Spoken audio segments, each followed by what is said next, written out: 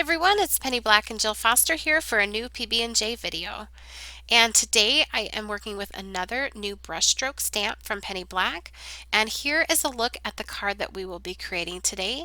This card combines brushstroke stamping as well as some fun die cuts that are watercolored. So to begin, we're going to do the brushstroke stamping with 40-801 Beautify. This is a really pretty sort of swag Christmas look, and I love the unique shape of this stamp. It's really nice for slimline cards. You can also use it on standard size or 5x7 cards, but I chose to do this on a slimline card. So to start with, I am just inking all of this up with a light blue in my Misty Stamp Positioning tool, and I am stamping onto Bristol smooth paper. This paper works really well with our brushstroke stamps. It captures the details beautifully. Now I am taking my Archival ink in the mini size and sort of turning it on its side in order to selectively ink up certain leaves. Now you will see me sort of swipe my finger across parts of the stamp there as I'm doing this, and I'm just removing it from areas I don't want it on. So you can get in there pretty good with these mini ink pads, but if you sort of overlap into an area you don't want, just swipe it off with your finger, or you can use a paper towel if you don't want to be running around with inky fingers like me. I really love using these Ranger Archival inks to do this, and you can sort of build up the color and the shading with them. Now for areas that are a little bit harder to get at, or if this is what you have on hand, you can use a water-based marker to color directly onto your stamp.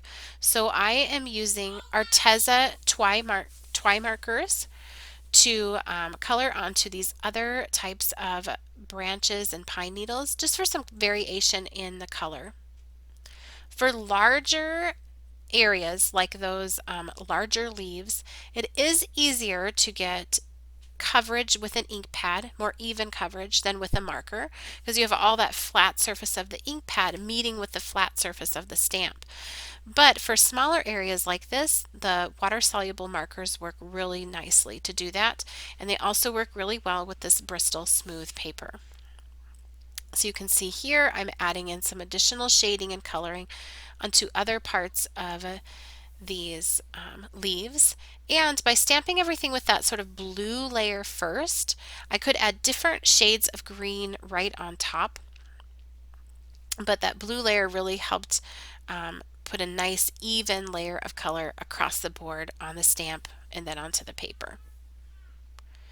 I've got the berries done with the markers, and then I am just going in and coloring onto that branch with the brown marker. Now all of the exact colors used and the supplies used in creating this card will be listed in the YouTube description box below, and I will list and link all of the Penny Black products that I'm using to create this specific card down in that YouTube description box as well.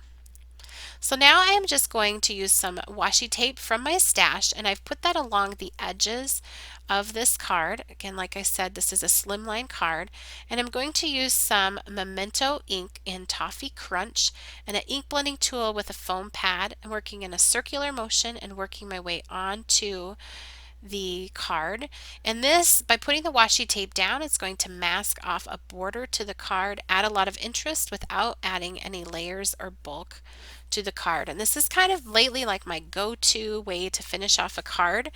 I highly recommend giving it a try, because you will instantly find you can grab just about any stamp and add it to your card and then do this for the background, and it will look finished. You don't have to do a lot of fancy like designing and exactly where to position the stamp and to position embellishments. This will really give you a cohesive look with pretty much any stamp that you are using on your cards, even if you just stamp it right down into the middle of the card.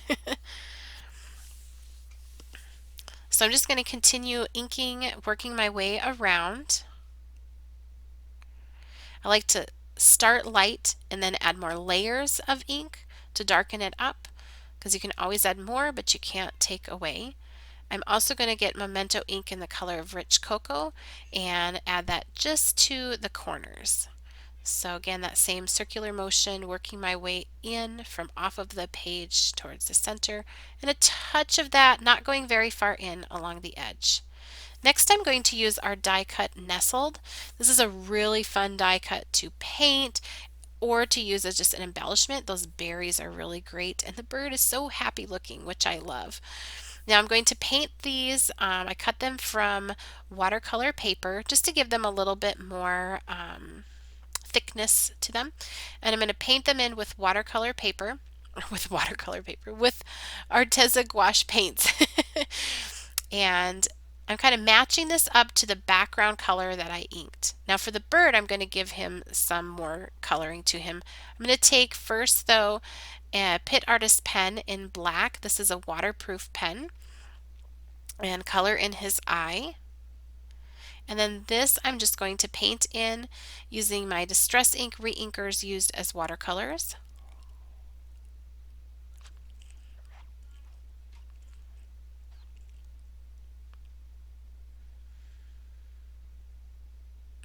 And I'm just following the lines that are a part of the die cut for my shading. I love this particular die cut because it's great for Christmas, but you could also use this depending on what colors you put on the bird or you put on those berries. Like if you did light pinks and added some green behind them, you could also totally use this for springtime. So die cuts can be an investment, and I love when I can use them for more than one season or more than one type of card. And this one certainly fits the bill. Along with that Distress Ink Reinker used as watercolors, I'm also going to use some gouache paints. You can really paint or color this in with whatever you prefer. I'm mostly just grabbing the colors that I like best. So I really love this tan color from the gouache paints, and so I am just grabbing for that here because it felt like it really tied in well with the background that we already inked on the card itself.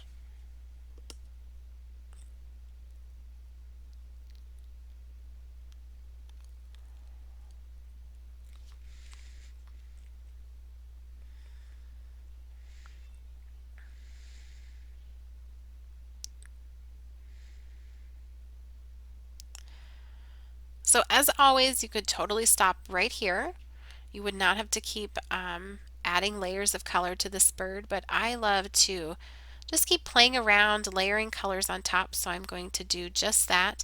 I'm also looking at the card right next to me off to the side and looking to see that the bird looks like it ties into the card as well. I don't want it to look too separated, too different than the colors on the card. The bluish color of this gray matches up with sort of that sort of base layer of blue stamping we did at the very beginning with that brushstroke stamp. So that gave this an undertone of that blue, which goes with sort of the undertones of blue on our stamping.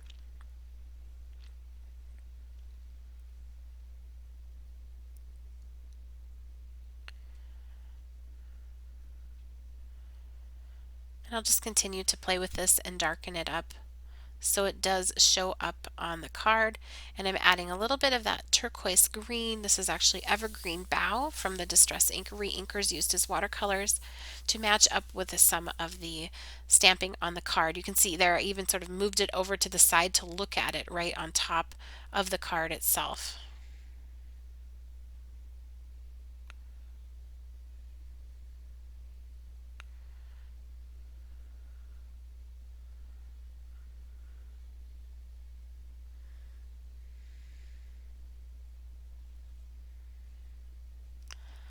So here back looking at the stamping that we've done, you could definitely leave it just like this. I think it has kind of a vintage sort of look to it, this brushstroke stamping and the way that the Bristol paper picks up on the texture of that stamping and the ink pads and the markers that are used to apply the color.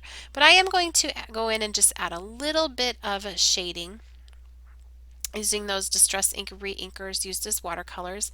I'm not using too much ink or too much water because this isn't watercolor paper. This is that Bristol smooth paper. It can handle some water, so it really is nice because it's very smooth and it can handle some water. But I don't put as much as I would normally do if I was actually painting onto watercolor paper itself. But it really doesn't need very much either. So I can kind of blend this out. The places where I put the marker to the stamp and stamped it down, that marker ink is water soluble. So I can just blend some of that just using a paintbrush and water, and it will start to blend as well.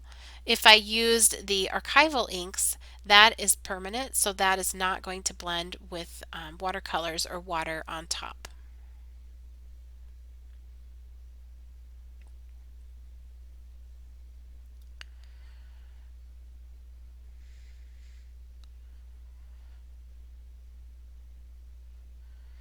I'm going to pick up a little bit of Arteza gouache paint.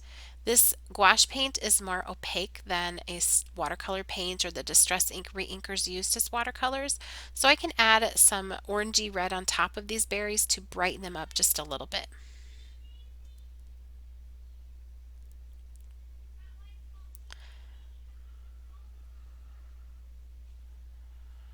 So I'm just putting that onto those berries, and you can see they're starting to brighten up a little bit. Next, I am going to go ahead and stamp my sentiment. It is from the Beautified Transparent Set 30-870. I'm using my Misty Stamp Positioning tool again to stamp this and inking it with Ranger Archival ink in the color of Acorn. There's a lot going on with the stamp and the die cutting, so I just wanted a very simple sentiment up at the top. I'm going to glue on those branches that I painted. You can see I've trimmed them and tore them. I've also added some that were just cut from white cardstock for a pop of color. I'm sliding them underneath the bird, and then I'm going to take just a few pearls and put them on top of those die cuts just to give that a little more dimension and elegance and some embellishing. And then I could add this to my slimline size note card, and the card is finished. So here's a close-up look at that stamping and die cutting, and another look at the finished card is coming up. I hope you enjoyed today's video. If you did, please be sure to give it a thumbs up and subscribe to our YouTube channel. You can also connect with Penny Black on Facebook, Pinterest, Twitter, Instagram, as well as our website and blog, and I will link all of those for you down in the YouTube description box below. Thanks for watching and happy stamping.